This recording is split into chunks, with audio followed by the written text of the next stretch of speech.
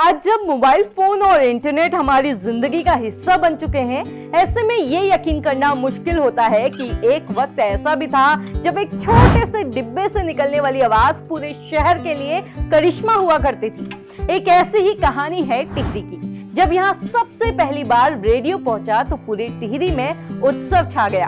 हर कोई इस डिब्बे से निकलने वाले जादू को देखने और सुनने के लिए बेचैन था। आइए जानते हैं टिहरी के इस पहले रेडियो की कहानी मेरे साथ। नमस्कार, मेरा नाम है रक्षिता और आप देख रहे हैं खबर उत्तराखंड। 1935 का दौर था। रेडियो धीरे धीरे भारत में अपने पैर पसार रहा था। भारत के बड़े शहरों में तो रेडियो क्लबों की शुरुआत भी हो चुकी थी, लेकिन ग्रामीण और पहाड़ी इलाकों में लोग इसके बारे में ज्यादा नहीं जानते थे। टिहरी रियासत भी इनमें से एक हुआ करती थी। यहाँ रेडियो तो था, लेकिन उसकी आवाज सुनने और उसे देखने का हक सिर्फ टिहरी के महाराजा नरेंद्र शाह को ही था।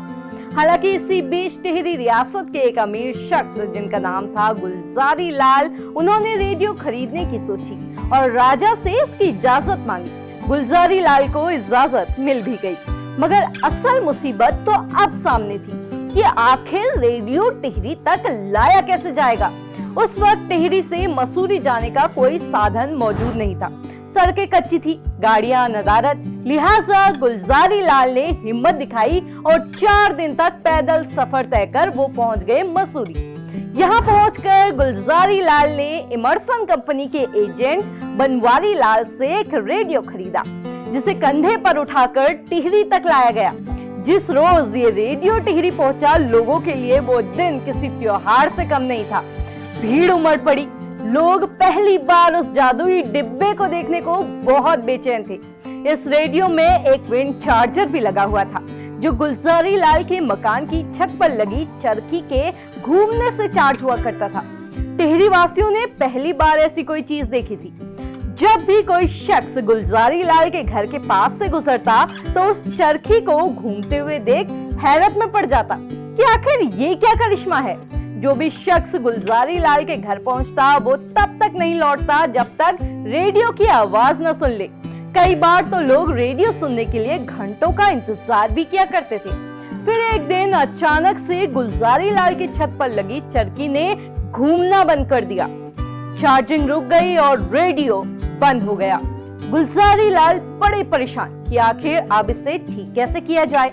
इस छोटे से काम के लिए तब गुलजारी लाल ने मसूरी से बनवारी लाल को बुलवाया, जिन्हें डांडी पर बिठाकर टिहरी पहुंचाया गया। और उस दौर में एक मामूली सी तकनीकी खराबी को ठीक करने के लिए बनवारी लाल को पूरे 10 दिन लगे। बता दें कि इसी रेडियो से पहली बार टिहरी की जनता ने अंतर्राष्ट्रीय समाचार भी सुने। यूनाइटेड किंगडम के राजा जॉर्ज पंचम की मौत की खबर भी इसी रेडियो से टिहरी को मिली।